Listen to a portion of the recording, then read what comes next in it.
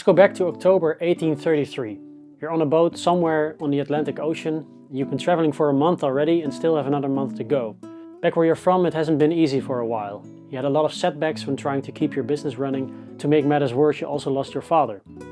You're with your family and you're leaving the safety of your home country behind you, in search of a better life. You're Christian Frederick Martin, born in 1796 in Markneukirche, Germany. Christian was born into a family of violin builders. The guitar was only a recent development and hadn't garnered a lot of attention yet.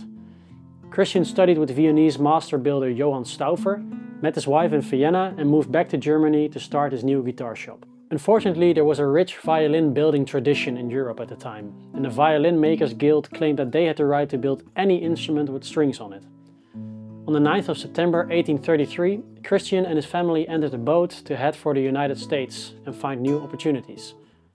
After a whole 2 months of travel, they arrived in New York City. Only a few months later, Christian opened up shop in Lower Manhattan and changed guitar making forever.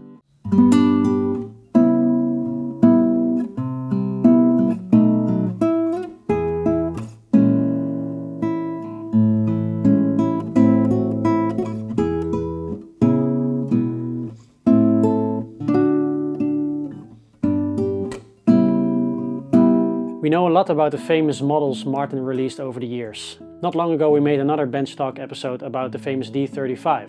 But of course there are many other flagship models like the D18 or a 0028, a D45, the list goes on. But not a lot is known about the period of Martin guitar building before we head into the 20th century. We're very happy to show you this beautiful example of a Martin 224 from 1857.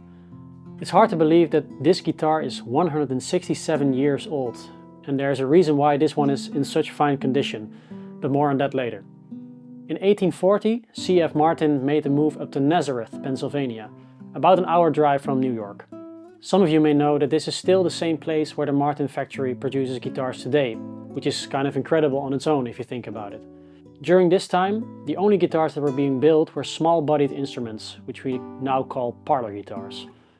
It was only in 1854 that Martin introduced a larger concert guitar, which we now know as the single O model. In 1857, you had only a few options when ordering a Martin guitar, and the company used a 2-number system to name the models. The first digit designated the size of the guitar, and the second number was originally the wholesale price, which tells us that this specific guitar costed $24 when it left the store. Later on, this number represented the quality of the instrument and the amount of added luxurious details. Before the single O model, the size 1 was the biggest Martin offered and was considered the standard. The size 2 was meant for female guitar players and the size 5 was the smallest, meant for children. The size 2 style 24 model is a beautiful guitar with Brazilian rosewood back and sides and a red spruce top. It has an ebony fingerboard without inlays and it has rosewood binding on the top and the back. So it's hard to believe that this is an actual size 2 from 1857 and it's in very, very good condition. That is in no small part due to the amazing restoration work of Roman Zajicek of Rozawood guitars.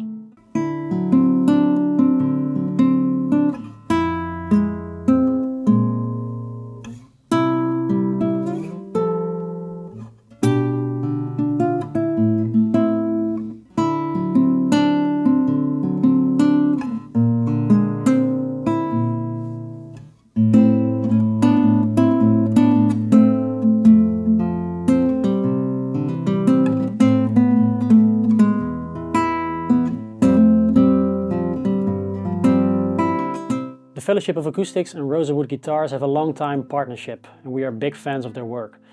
When we got our hands on this vintage Martin a few years ago, it needed a lot of work and we knew that Roman would be the right luthier for the job. Roman told us that he doesn't do many restorations, but he felt that he had an obligation to make sure a precious guitar like this survives. I've reached out to Roman and he sent me lots of detailed pictures of the restoration process, which we can all share with you. So let's start at the beginning. When the 224 entered his workshop, he found out the guitar already had a few poor reparations under its belt. Roman told us that the top had almost been destroyed. The original bridge plate has been exchanged for a new one, but was glued improperly and had been separated from the top. There was a seam between the bottom of the soundboard and the bridge plate, and for that reason the bridge pulled the spruce top out of the soundboard.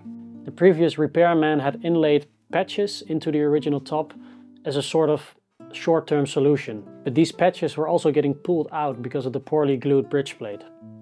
The first thing Roman did was to disassemble the guitar, which means to remove the neck from the body and remove the top from the back and sides.